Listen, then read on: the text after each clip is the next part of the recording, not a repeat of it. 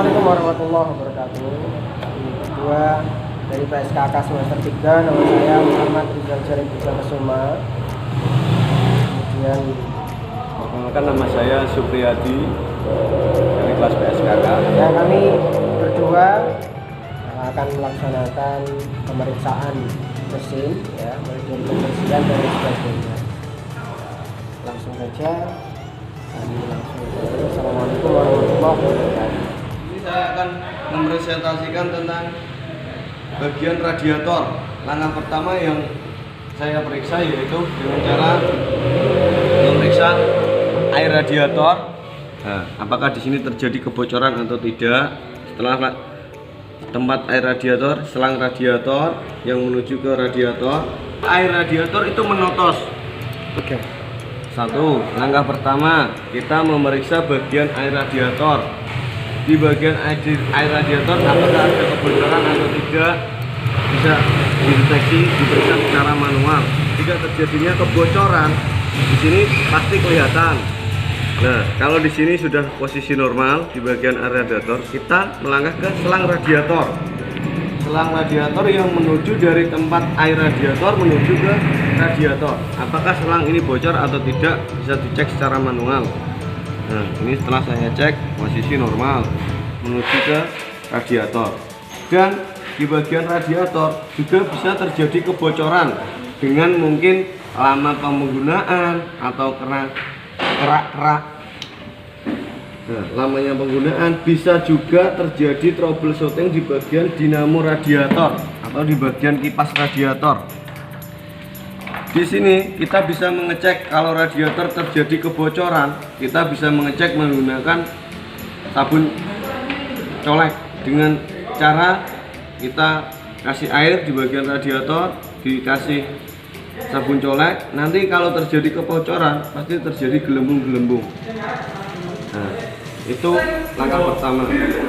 Dan langkah kedua, kita memeriksa di bagian kipas radiator. Kalau kipas radiator posisi normal, kadang putus kadang nyambung, bisa di bagian soket kipas radiator. Nah, mungkin relainya yang rusak atau tombol radiatornya yang rusak. Dan setelah itu kita mengecek radiator di bagian dashboard radiator. Ya, ini ketika posisi mesin di on kan, itu ada tandanya. Ya, ini tanda radiator di situ. Jika terjadi kerusakan di bagian radiator, pasti akan ada tanda merah di bagian sini, bagian pendingin radiator. Jika posisi kayak gini normal, tidak ada tanda kekurangan air radiator. Ya, mungkin cukup sekian persentase saya dari bagian radiator, kurang lebihnya saya mohon maaf. Saya melanjutkan, kalau tadi kurang radiator, sekarang ke bagian pelumasan. Yang pertama kita bisa cek di bagian pelumasan ini, ya.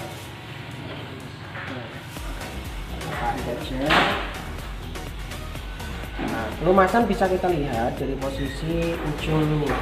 Ujung ini sebenarnya ada batas tersendiri antara paling bawah dan paling atas. Ada kelihatan sebuah pembatas garis. Nah, kita coba bersihkan terlebih dahulu. Nah, kita bisa ngecek. Nah, kita masukkan lagi.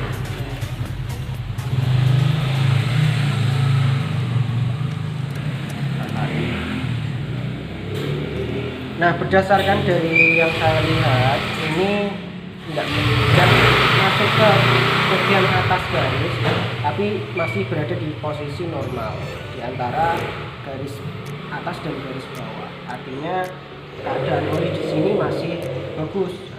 Yang penting tidak melewati garis bawah dari petunjuk yang ada di sini. Kalau misalnya sudah melewati garis bawah, terus kemudian posisi mobil dalam keadaan yang tidak baik, maka secara otomatis oli akan ikut terbakar. Kalau sudah terbakar, berarti secara otomatis akan berpengaruh terhadap bagian yang lainnya.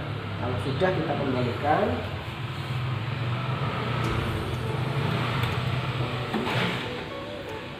Oke, kalau pengisian kita bisa melakukannya di bagian ini ya, ada tulisannya seperti engine oil. Kita bisa cek di sini ya, kalau mau mengisi bagian oli. Kita tutup lagi.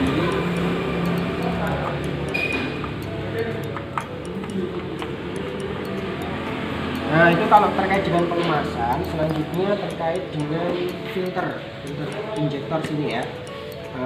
Biasanya kita bersihkan di sini karena mungkin beberapa debu udara yang masuk ini menjadi menggumpal di bagian ini. Kita buka dulu.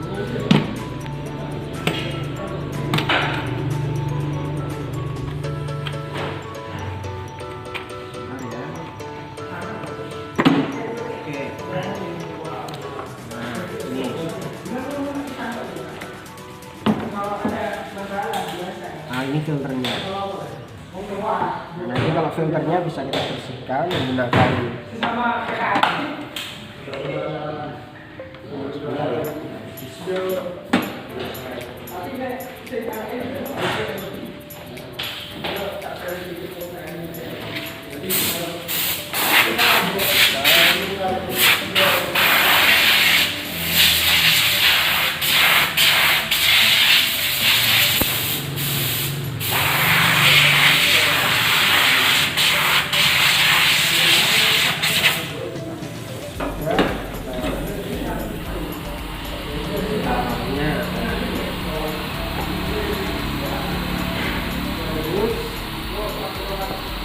proses pembersihan filter sudah selesai, kita kembalikan.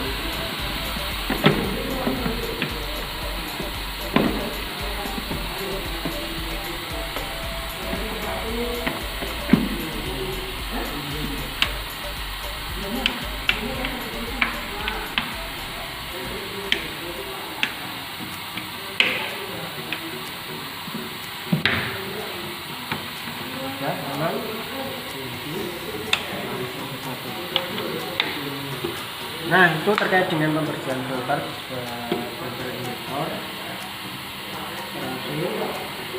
Mau dilanjutkan lagi.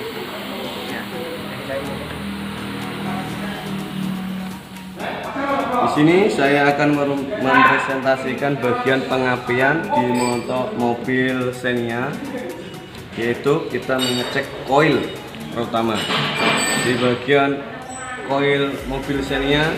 Di sini jika koilnya itu rusak atau terjadi kemudian suara mesin berebet istilahnya atau pincang, itu koilnya bisa dicek. Posisi koil seperti ini itu masih normal karena tidak terjadi gelembung atau posisi fisiknya istilahnya selain gelembung itu gosong lah, seperti dileko. Sekarang setelah pengecekan pengapian di bagian koil, saya akan mengembalikan posisinya yaitu seperti semula. Setelah itu kita menghidupkan mesin. Langkah pertama, kita pasang dulu koilnya.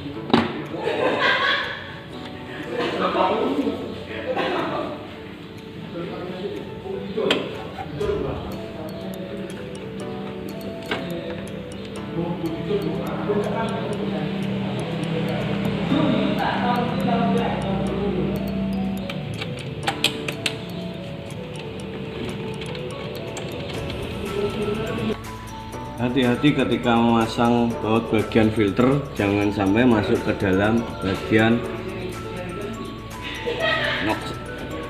bagian head cylinder. Ikuti sama kain sensor-sensornya ya, sensor udara, Terus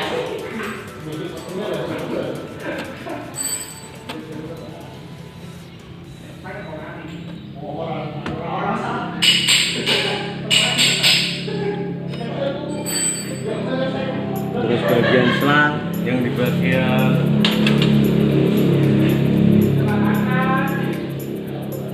menuju ke bagian nozzle atau head cylinder,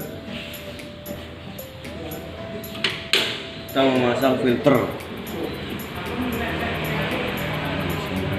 jangan sampai terbalik misalnya filternya.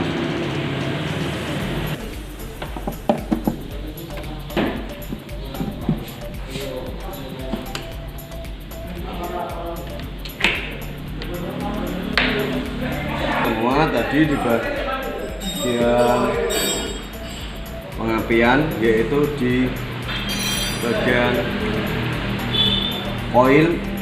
Tadi posisi koilnya sudah normal. Sekarang kita cek menghidupkan mesin.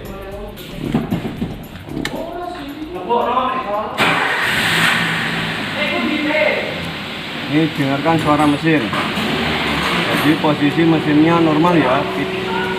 Di bagian pengapian tidak terjadi bunyi atau suara pincang lah istilahnya, terjadinya busi mati atau koil mati. Ya, posisinya suara mesin enak didengar. Terus ini mesin. Ya mungkin cukup sekian tutorial dari saya untuk pengecekan di bagian pengapian. Kita bisa mengecek di bagian koilnya tadi. Jika terjadi kerusakan di bagian koil, itu kelihatan terjadi seperti gelembung atau gosong di bagian koil tadi. Kemudian presentasi dari saya, kurang lebihnya saya mohon maaf. Assalamualaikum warahmatullahi wabarakatuh. Nama saya Siti Margardianto, NPN 391912058. Saya akan bikin tutorial untuk memenuhi tugas MK motor bensin EV. Nanti ada beberapa job yang harus saya kerjakan, yaitu membersihkan engine dari kotoran, memeriksa sistem pelumasan engine, dan memeriksa sistem pendingin engine dan komponen mesin. Jadi untuk pertama, untuk mempersingkat waktu, saya akan mempraktekkan membersihkan kotoran engine, yaitu dengan cara menyemprot karbu cleaner. Di sistem injeksi lebih mudah ya. Kalau sistem karbu kita harus semprot karbu. Kalau sistem EV kita cukup menyemprotkan karbu cleaner di ruang mesin. Jadi mempersingkat waktu, saya akan melaksanakan tutorial membersihkan engine kotoran. Jadi caranya seperti ini. Jadi untuk pertama-tama kita buka di saringan udara yang menuju ke ruang engine. Habis itu kita mesin nyalakan, kita semprot saja cairan cleaner di dalam ruang mesin. Nah, dengan begitu kerak yang ada di ruang bakar, terus komponen injeksi sensor-sensornya akan bersih sendiri. Jadi seperti ini saya praktekkan. Jadi mesin kita on dulu. Sebelumnya kita copot dulu ini saringannya.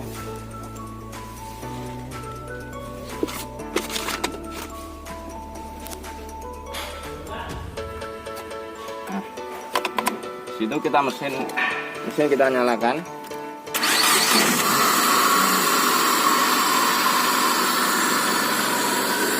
Terus pedal kita gas. Nah, kita semprotkan cairan ini sampai lama.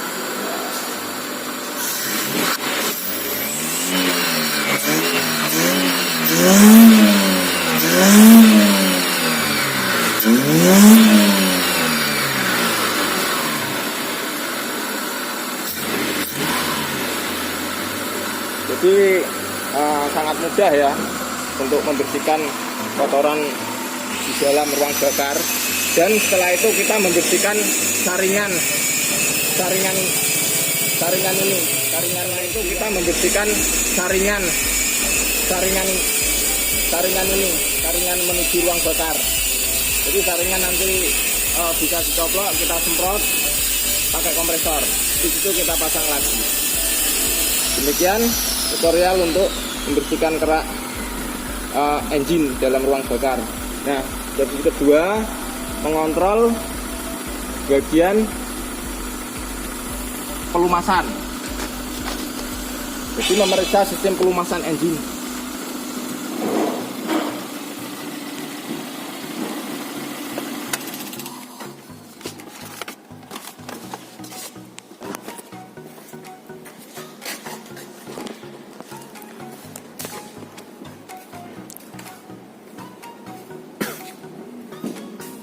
Untuk mengontrol sistem pelumasan engine tersebut kita bisa dengan menggunakan colokan yang ada di mesin ini. Jadi kita cek. Jadi kita copot saja. Nah, di sini akan ketahuan bahwa olinya itu berkurang apa tidak.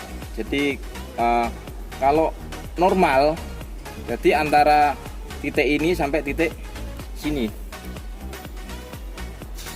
Nah, jadi kalau olinya berada di paling bawah berarti ada kerusakan di dalam mesin. Biasanya oli ikut terbakar dalam ruang bakar sehingga olinya bisa berkurang. Nah, ini dalam kondisi normal. Nah, nanti kita pasang lagi.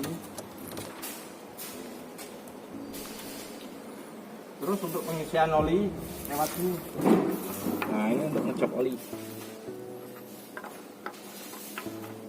Biasanya kalau membersihkan ruang bakar, alangkah bagusnya kita membuka busi. Jadi dengan membuka busi, kita semprotkan cairan cleaner, ruang bakar akan lebih bersih. Ini pada komponen mesin. Jadi secara sederhana kita bisa mengontrol lewat air radiator.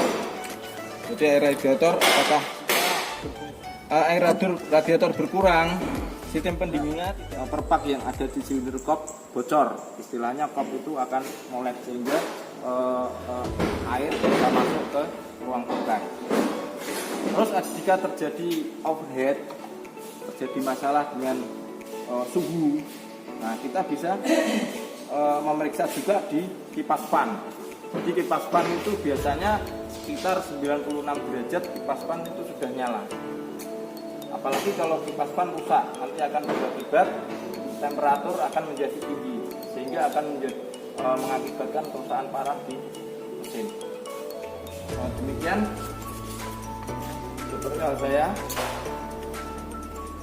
akhiri. Assalamualaikum warahmatullahi wabarakatuh.